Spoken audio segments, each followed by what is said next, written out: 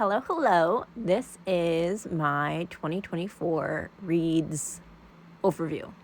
So, my goal was originally to read 52 books for the year, book a week, throughout this PowerPoint presentation. I did not succeed in reading a book a week. I'm very much a moodish reader. I have spurts of reading a lot and then periods where I read nothing at all, because life. Generally, I read fiction and I listen to nonfiction. I probably have one of each going at all times. After looking at my year, I didn't read enough sci-fi and fantasy. Those are the two genres of books that I really like, and I read a lot of stuff that wasn't that. Mostly because, when I get to a point where I don't really feel like making a commitment, I just burn through a thriller or a mystery. But then that means I don't end up spending the time reading the things that I probably would enjoy more in the long run, which is a mistake. One thing that really got on my freaking nerves this year, as I read a lot of thrillers, was the drunk, unreliable female narrator. I lost my shit with this. I started reading a couple books and was like, fuck no. This person... I just got sick of it. I got sick of it a lot. How I did most of my reading for the year was through Libby, my local library. Went in person. Sometimes you can get books faster that way. And then also picked up books at free little libraries. So in January, I read The Library of Mount Char by Scott Hawkins. This book was my favorite book of the year, by far. I'll talk a little bit more about why at the end of the video in my little accolades section, but I read this book in one full push. It's dark, it's gory, it's deeply, deeply messed up, and it's amazing. I finished it and immediately wanted to talk about it with everybody. I sent 3 of my friends a text and was like, you are dead to me if you don't read this book. They are now not dead to me because I didn't actually read the book, but still, I wanted everyone I know to read this book because it was just so amazing and it's so well done, and the payoff at the end is beyond your wildest dreams. Freaking phenomenal. All right, in February, I read 5 books. Foe, I read because I saw there was a movie about it, and growing up, my dad instilled in me that you had to read the book before you saw a movie, and I wanted to watch the movie, so I read the book first. I did not love this book. I understand that it's a good book, maybe even a great book, but I just didn't get into it. I got annoyed. Some of the things I got annoyed about ended up being purposeful and made the reveal at the end better. So if I'd liked the book a little bit more, I would read it again, because I know I would like it more the second time because of what I know now, but I just didn't like it enough the first time to put the time and effort into rereading it, if that makes sense. All right, and then Clockwork Boys, cute little book. I was bopping around town, meeting some friends over a long weekend, and I had a lot of time where I was just sitting in cafes or in stores, just reading a couple chapters at a time. It was good. It was a cool setup. I'll talk a little bit about the second book, which I read later in the year. Cackle. All right, Cackle was supposed to be one of those feminist books where it's like, oh, girl power, blah, blah, blah, blah. I hated this main character so flippin' much. I hated the way that she was like, oh, it's supposed to be about female empowerment, girl boss. No, she's a fucking dumbass. She's an awful person, and she has no power because she just has no soul, She's not a vibe. Now, I think her name's Sophie, the witch character that the main character kind of plays off of, is a much more compelling character.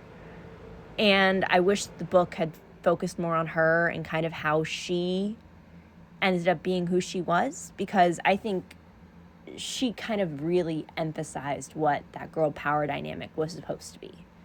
The main character, though, you wanted to drown her by the end. I hated her. Despicable. And then I listened to Down the Drain by Julia Fox. I was going to a bunch of national parks, doing a lot of driving by myself, and this was an interesting book to listen to as it happened. Now, I will say that I think the first 60% of this book is much better than the last 40%, because I think she had a lot more time to think about and reflect and kind of build her narrative in her mind about the first, 22 years of her life. And it was really, really compelling. It kind of takes you through the thought process of these people who have deeply messed up lives, and you're like, how did you get there? And this really goes through how she got there, how her friends got there, what was the environment that they grew up in, what was deemed acceptable, what were their friends doing, what were their parents doing. It was really interesting. Lots of graphic depictions of sex, both uncomfortable and occasionally steamy, but most of the time it's just gross, because it's kind of like she's desperate, she's doing drugs, she's in a really poor situation, she has guys taking advantage of her, and then you add in sex and it's just creepy and uncomfortable. But I really enjoyed the read. Would recommend. All right, and then the final book in February was How to Avoid a Climate Disaster. Interesting, probably very basic. So how I would describe it, it's very basic. It takes a very general approach. It kind of breaks things down to building blocks. So if you don't know a lot about climate change and kind of what the issues are in creating solutions to it, I think it's a great starter book. And it's always great to, see how people lay out these problems in interesting and unique ways. All right, March. The new map was amazing. So interesting, especially the beginning of the book, where they kind of talk about kind of how oil and gas development happened in the United States, and then how fracking happened, and then, they move into kind of the geopolitics of the whole thing, and then later on they move into the 2000s, 2010s. This was whole era of like kind of energy policy that I didn't really understand super well, and I feel like I understood a lot better afterward. And it's also a really great tie-in with just politics of that time and how energy politics really relate to world politics. That connection was really driven home in this book. Really enjoyed it. The Municipalists. Fun. I don't think this is a book for everyone, but I really enjoyed it. I think it really makes a good point about revolution. It makes, or maybe not revolution, but anarchy. It makes a great point, I think, about being in a situation where you don't feel like you can do anything, and that, yes, maybe you disapprove of what's happening currently, but you don't want to burn the whole thing down. It's kind of trying to find the smaller incremental steps that somebody could take.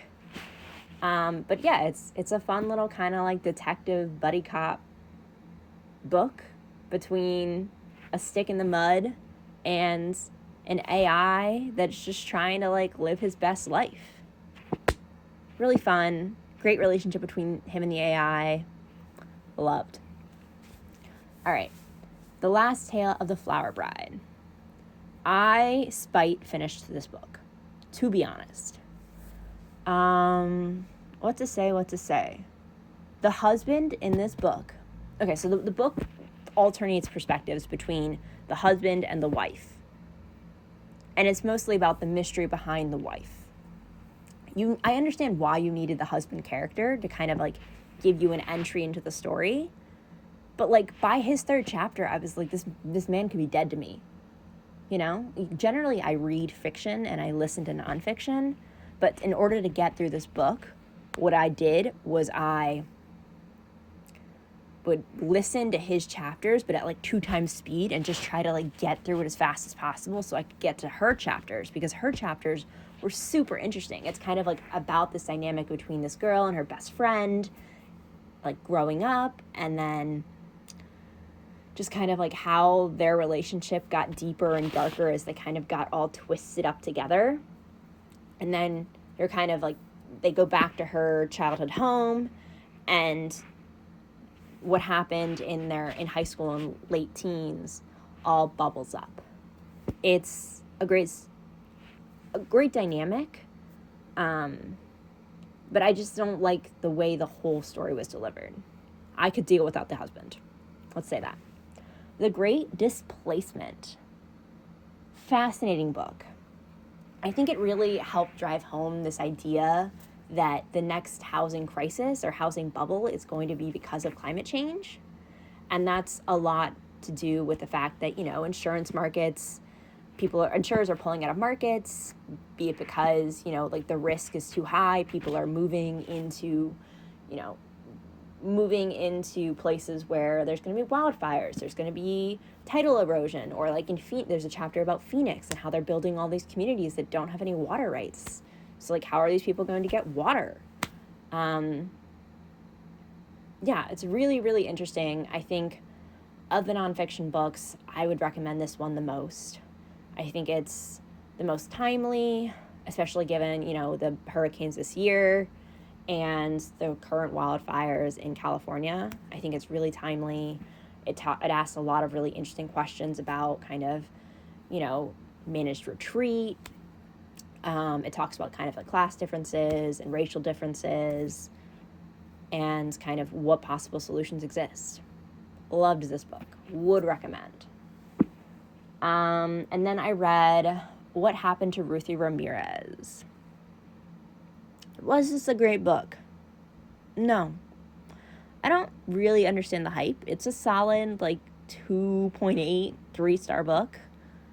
And it's really just about dealing with grief and dealing with the unknown, not knowing what happened to your family member who goes missing, kind of trying to determine what would happen in her life, what would happen, how it impacted the people that were left behind.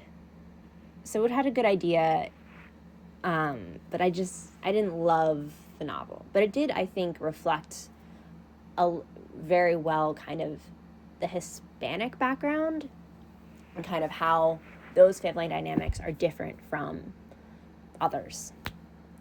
And then I read Bird by Bird by Anne Lamott, who, it wasn't really what I thought it would be. I thought I heard it was a good writing book. I heard a lot about it.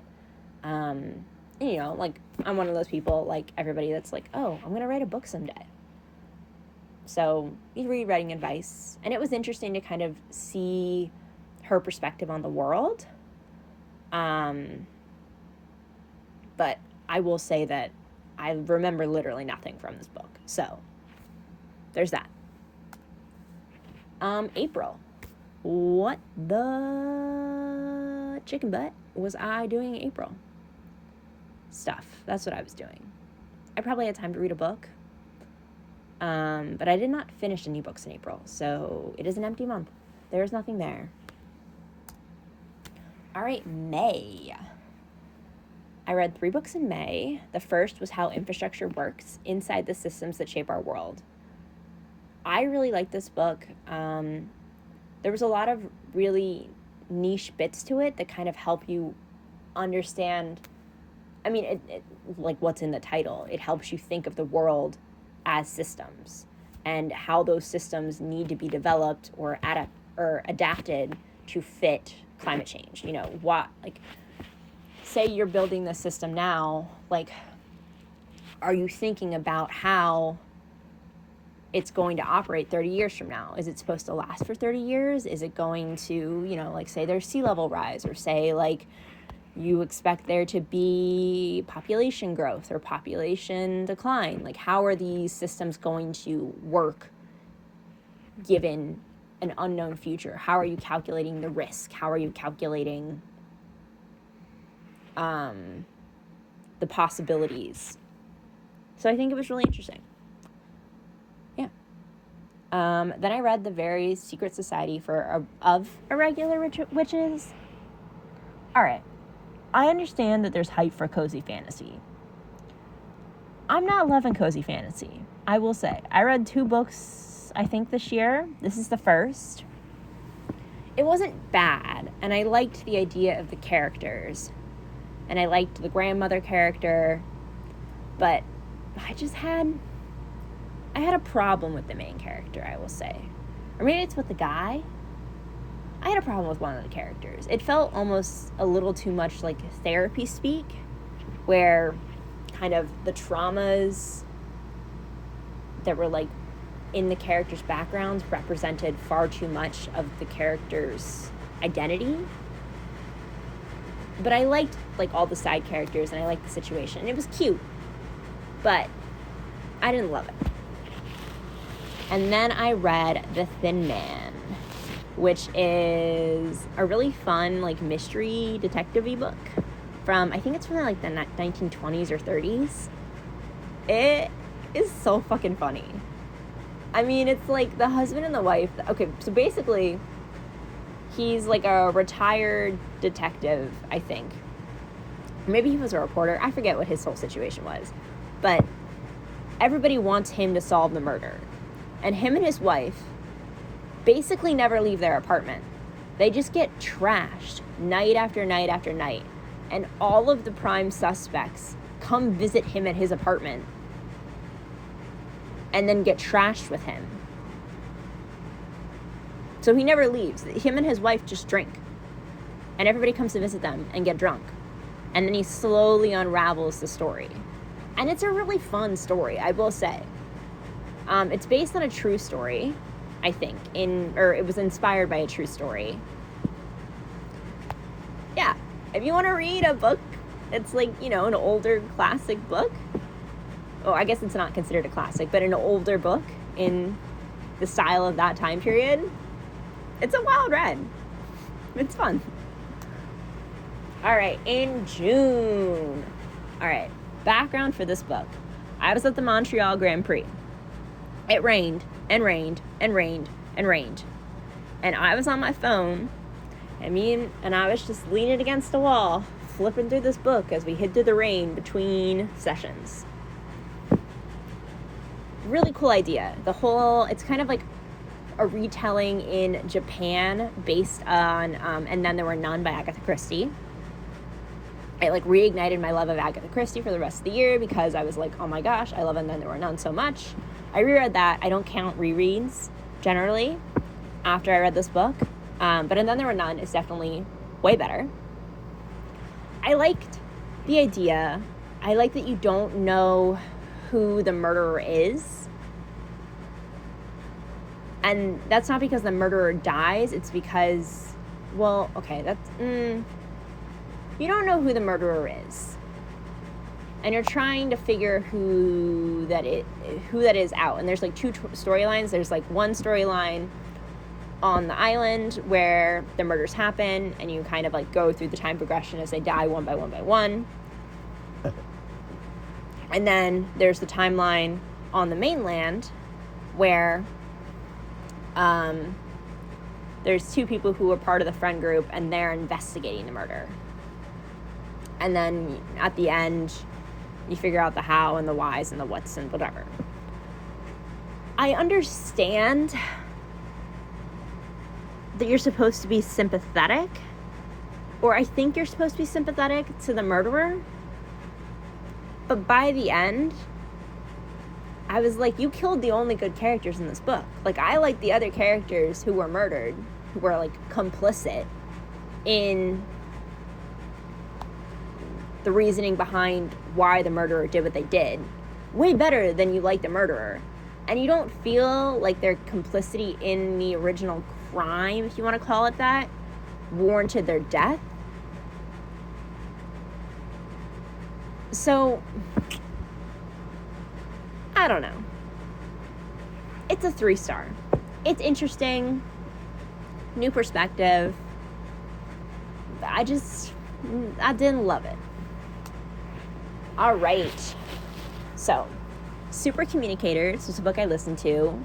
It's How to Unlock the Secret Language of Connection.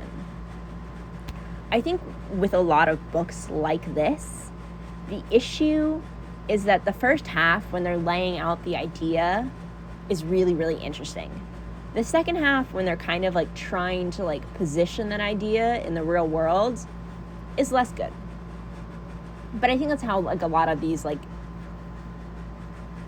this type of book are. But I will say that I first learned about this book. Me and my dad were doing a road trip, and we were listening to Derek Thompson's podcast, Plain English, and this guy was on the podcast, and they were talking about a couple of the key points from this book. I would listen to that podcast, and then I would listen to, like, the first half-ish of this book. And I think that's a really interesting idea. Gives you a lot of, like, food for thought. Second half of the book, could take it or leave it. Ooh, okay. And then the next book was The Girl with the Dragon Tattoo. My dad remembered reading this book from, like, 2006, and I brought it with me, and he was like, that book is a banger. And my dad doesn't really read, like, thrillers that often. He likes kind of more dry, like, history or, like, very topical nonfiction books. So hearing him give this book a rave review and the twist a rave review was just so great. It's kind of, like, dark, and it's a vibe. Like, it's a total vibe. I love this book so much. I have a second one. I found it in Free Little Library, so I'm going to read it this year. But it was so well done. And then I was just I went on, like, a thriller binge after this one, and, like, nothing really lived up to it. Like, I couldn't recapture, like, how invested and how, like, wound up in my mind I was about this book. Oh, just chef's kiss. Chef's kiss. And then I read Last to Vanish and The Only Survivors. In my brain, these two books are not that, like, they're not, like, that separated, maybe because I read them, like, back to back. Last to Vanish, I will say, I think was the better of the two. The groundwork was laid really well. I feel like if you were paying attention, you could spot who the murderer was. It was well done. It's, like, about this woman who moves to this town in, like, North Carolina near the mountains, and she's, like, trying to find her life, and she ends up working for this B&B hotel type of situation. And the whole, like, story behind this town is that all these people have vanished. And, like, the big thing is there's these 4 men who vanished, like, 25 years ago. And everything's all wrapped up together. And I think it was done. It was done well. It was atmospheric. You liked the characters. Things made sense. So I enjoyed it. The Only Survivors, I don't think worked as well. It's like the premise is, I think, these kids were on a high school trip. They get off the road because there's, like, a big rainstorm and the highway gets shut down. They're on these, like, windy back roads, and the bus goes off a cliff into this river, and only so many of the people survive. And then, like, you kind of, like, learn more and more about what happened that night, and then, you know, people die in the present, and then kind of, like, you discover what really happened that night later on. Was it the best thing ever? No. It wasn't as good as Last to Vanish. So it's, like, 2.5 stars. Like, it's not bad. It's just not that compelling. And, like, when you get to the reveal and then, like, the last, like, ending resolution bit, it's not it. All right, Gillian Flynn. I want to finish Gone Girl. I could not get over how much I disliked the husband the first time I read it. Like, I got 100 pages in and I couldn't do it. I loved Sharp Object so much. It was deeply messed up, but, like, in the best way. And all the characters were just so compelling, and her backstory was compelling, and just, like, how wrecked all the female characters were, but how, like, strong they were in their own way. to, like, deal with the wretchedness of their lives was just phenomenal. The book was just so good. So good. It didn't, like, really wrap you up in the same, like, level of, like, compulsion to finish that I think The Girl with the Dragon Tattoo had, but it was still a phenomenal thriller. It's very differently written to The Girl with the Dragon Tattoo, but they're still, like, both dark. So I really enjoyed it. All right, Listen for the Lie.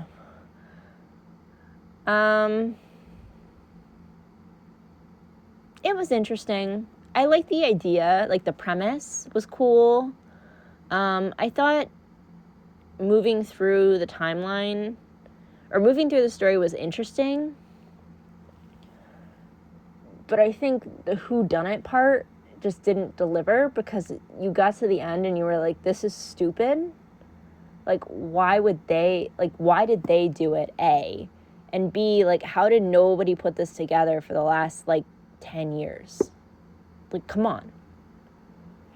But it is interesting to take have, like, a podcaster character and then kind of go through kind of how, like, the true crime podcast industry, like, you know, isn't totally telling the truth, and how, like, there's spin in everything, and how, like, is this, like, the most ethical way to, like, tell these stories. So that was a cool, like, subplot. Overall, the book's, like, 3 stars. I liked it better than only The Survivors. Legends and Lattes was the second cozy fantasy book I read. I kept reading through it and was like, when are we going to get to, like, the story? And I guess the whole idea is that, like, the minutia is the story, but I don't know. I thought it would be just more interesting. Like, it's just basically a book that's entirely fluff, but, like, I don't think you can call something cozy if, like, there's nothing to be cozy from. Like, if it's entirely fluff, then it's just a fluff book. Like, it's like eating an entire meal of chocolate. Like, no, okay, that's a bad analogy, because, like, you're not going to get sick off the book. It's just not satisfying, because it's like, oh, yeah, like, it's fluff. I don't know, that's a great description, but it did not fill the vibes of, like, D&D coziness that I was thriving for. You know, like, I listened to Critical Role, and I was like, this is going to be, like, a cozy-ish, like, Critical Role Dungeons & Dragons type of thing. And it really wasn't. It was like, okay, like, you just threw fantasy on top of, like, a fluff story with no plot and called it greatness. I don't know, 3 stars. It's whatever. All right, The Woman in Cabin 10. I DNF'd a couple books. I did not keep a great track of my DNFs for this year, which I'm kind of sad about, because I wanted to make, like, a graveyard slide. But yeah, that didn't happen. So, The Woman in Cabin 10. It has the whole drunk, unreliable female narrator. You know, did she see what she thinks she saw? Does she really remember the truth? Blah, blah, blah, blah. I fucking hate that trope. I tried to read, like, 3 or 4 thrillers that all had, like, the same thing, and I was, like, sick of it. This is the only one I actually ended up finishing. I mean, I think it's well done, especially in the beginning, where you're like, oh my gosh, like, where you're questioning her, you're like, oh, did she really see that? Did that really happen? You know, and then, like, I like the fact that, like, you know, like, you're only, like, the one thing that, like, makes you believe that she's not losing her mind is, like, the mascara tube or whatever.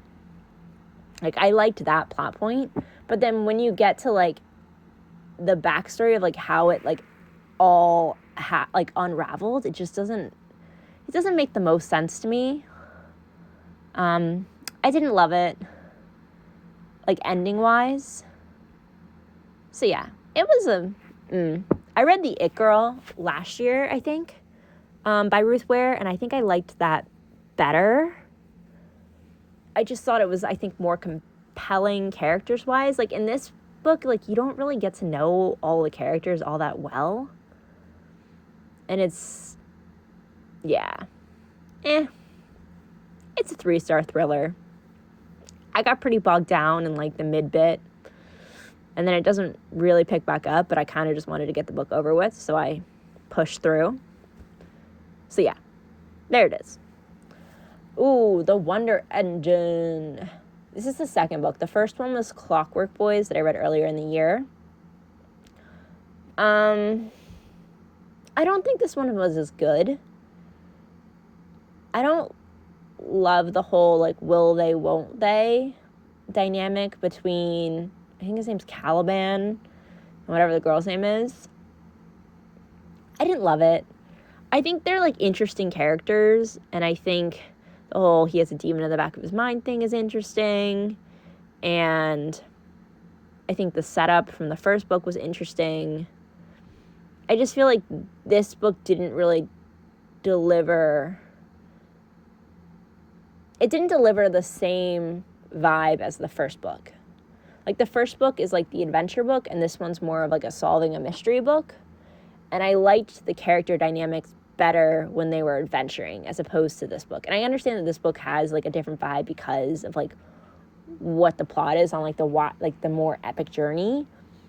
I just didn't love it. You know, I gave like the Clockwork Boys was like a 4-star, and this is like a 3. So whatever. I got sick for the next 2 books of the fact that all the books that people were recommending to me had really long wait times. So I decided to go back through the New York Times bestsellers lists, or like recommended lists, a couple years ago, and both of these next 2 books came up. So The Soulmate was an interesting thriller. I think there were a couple of things that could have been better done. That would have like made it hit better. But I think overall it was an interesting story. I liked kind of unraveling the backstory and then trying to figure out kind of what the main character mostly feels about her marriage and kind of like how she perceives that and how that shifts throughout the course of the story, I think was really interesting. I think that was the most interesting part of the book. It was just kind of like she slowly throughout the story just kind of had to face reality and kind of really understand who she was as a person, what her marriage really was, how her family really felt. She had to face reality, and it was good. I did enjoy it. The Plinko Bounce was also interesting. I was like down for like the public defender story. I was down for it being a procedural, like a court procedural. I didn't love the main character. He's kind of a blank slate. Like, everybody goes around and like tells you why he's such a great guy, but he just kind of seems like a limp dick.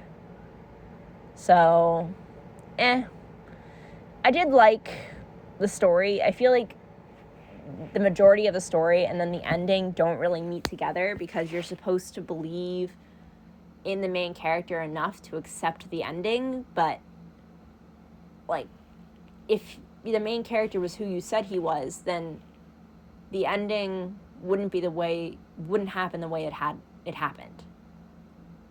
Right? Like, he either is this great guy you've made him out to be, or you write the ending for him that they did. So I don't know. It was interesting. And that's all I gotta say about it.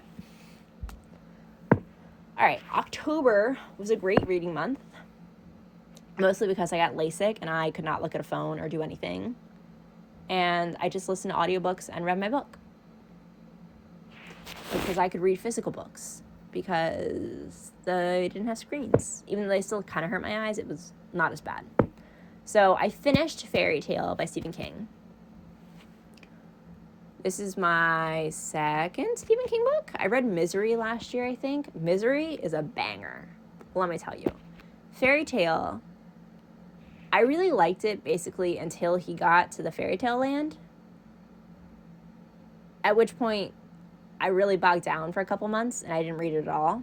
And then I got the audiobook like right before my LASIK surgery, and I was laying in bed miserable, and I just played the audiobook. And that's kind of like how I got through the part of the story. Like the mid part of the story, I just didn't enjoy. But then it did pick back up again. And I was like raring to go through the end of this book. So, yeah. But in the beginning of the story, his relationship with his dog and like with the grouchy neighbor was like so much fun. So much fun. Lovely. I love a relationship with a puppy. So good. But I also don't think that the compulsion, like the reason he goes down into the fairy tale land and like his mission, I'm like, I love dogs, but I also think, you know, when it's time to die, it's time to die. Like, just go out with a bang. Make the most of the life you got right now. Don't be trying to extend it. So yeah, I think that was like a weak point, and that's probably why I got so annoyed with like the midpoint of the book. But I think I did give it like 4 stars all in all. Trust of the Emerald Sea. Love me some Brandon Sanderson. Probably longer than it needed to be.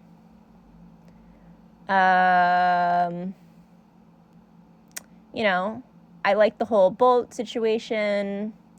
I like Tress. I just think it was too slow. And, like, yeah, it had, like, a lot of tropes that he, like, either tried to subvert or he fell into. And it was, you know, it was interesting. I liked the idea about kind of, like, the sand seas. That was interesting. The magic system was cool. I think that's where Brandon Sanderson's really strong with. I didn't find Tress to be that compelling of a character, nor her, like, love story to be that compelling. But yeah, it's like a 3.5-star book. It's just a little too slow. It kind of fits into that cozy fantasy vibe. Like, it did have a lot more plot than the other two, but it didn't hit it for me. Agatha Christie, Three Blind Mice. It's the story behind The Mousetrap, the play. And they just did a movie a couple years ago about the Mousetrap, which is the longest running play, I think, ever, or maybe just in the West End. But I saw the play when I was in England last year. I enjoyed it. I enjoyed the book. I enjoyed the movie. The movie about it is with Saoirse Ronan and Sam Rockwell. And that was really fun, too. And it's called See How They Run. So, yeah. I got back into Agatha Christie. Love her. I guess I'll do the next 2 Agatha Christie books. They Do It With Mirrors and The Moving Finger. I'm going to say that I don't necessarily remember lots about either. Actually, I remember more about The Moving Finger. The characters in this book are just so interesting because you're, like, so removed from all the characters, but you still follow, like, the main guy all the way through. And, like, everything is just so kind of, like, cards kept to everybody's chests and everything's so formal and structured. But, like, all the characters are a riot. Like, so much fun. Like, the relationship they try to have at the end. Like, you know what? You want to look at a strong female character? Look at this book. This is how Hollywood should do it. Like, these women don't give a shit. The men don't give a shit. Like, everybody's just living their lives as human beings. And it's, you know, it's good and it's bad. Yep. I generally remember nothing about They Do It With Mirrors, so we're going to forget that one. Nettle and Bone. It was atmospheric. I think it was a little bit too, like, tropey or focused on subverting tropes for my taste. And then the journey portion, I don't think it was the most well done. There just wasn't enough cohesion or, like, reasoning, like, why all the characters were, like, sticking together, and it was almost kind of, like, sped through. So, I don't know, but I love a good princess book, you know? I like it when, like, the princess subverts the tropes and, like, has her girl power moment. Like, you know what one of my favorite books was from when I was, like, 11 or 12? It's called, like, A Posse of Princesses. Oh, that's a good book. You should look that book up. A Posse of Princesses. Badass female character. She's like, you know what? I'm not going to marry a man. I'm going to go learn how to do magic. And then she marries the guy later. But she's like, I want to have a life first. And you aren't going to talk me out of that. All right. November. Becoming by Michelle Obama. She narrates her own audiobook, and her voice got me through it. Like, just like sitting there, listening to Michelle Obama tell her life story was amazing. Basically, I loved the book until Obama got inaugurated.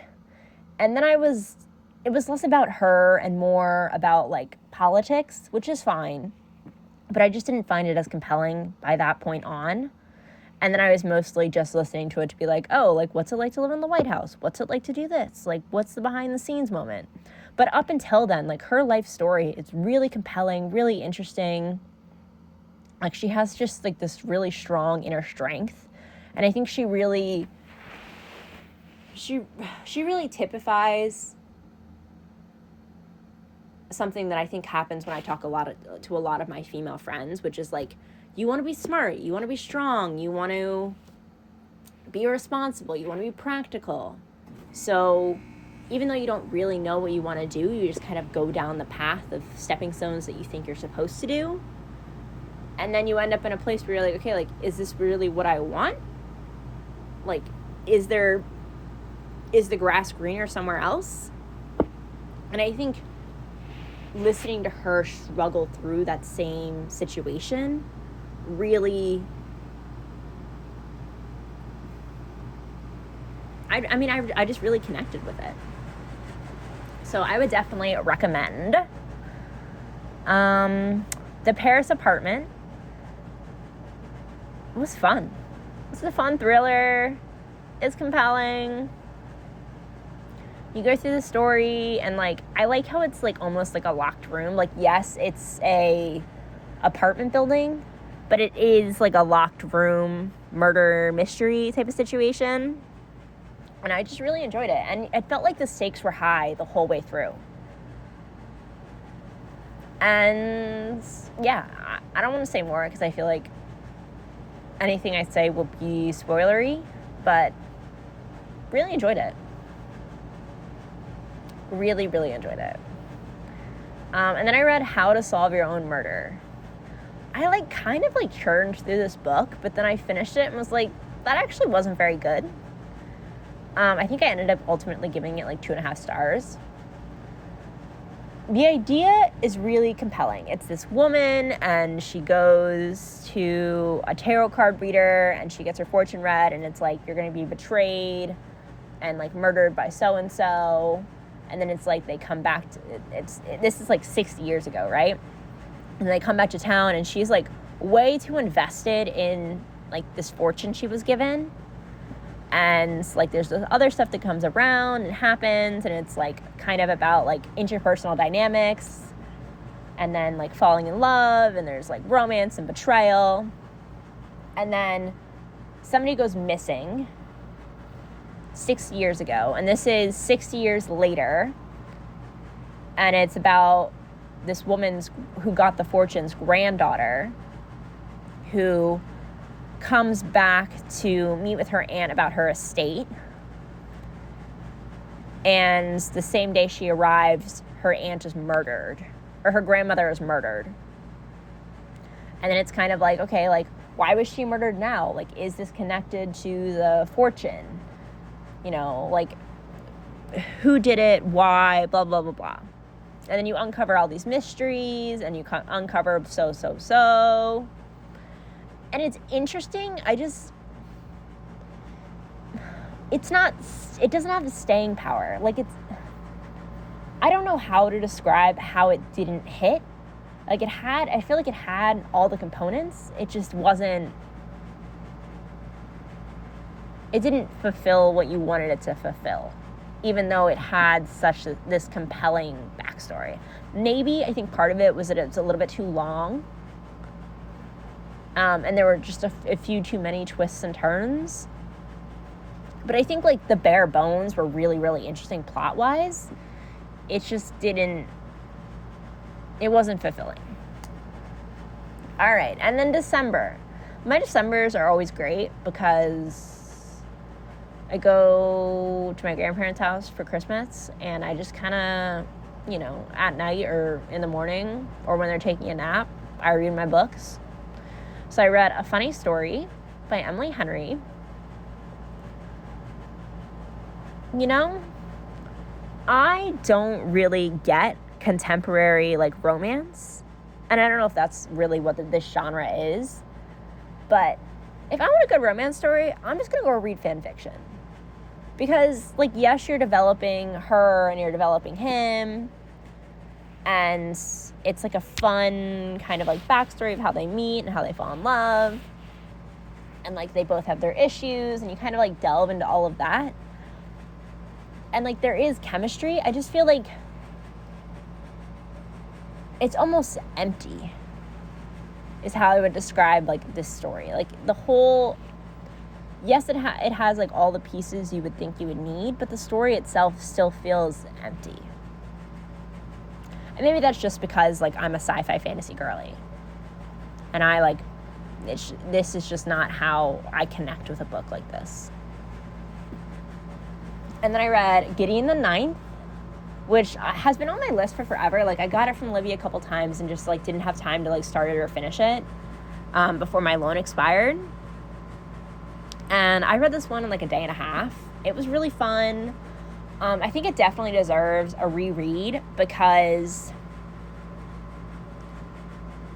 there's just things that, like, I didn't understand, and I accepted very early on that, like, I wasn't really going to get everything, and that things would become more apparent later on. Like, you have to go into this book and be accepting of the fact that, like, they're hitting you early on with the world building and the magic system, if you want to call it that, and so. Like, they hit you early on and they don't explain it, and they just kind of drop you in the deep end, and you got to be like, all right, I'm going to figure it out as we go.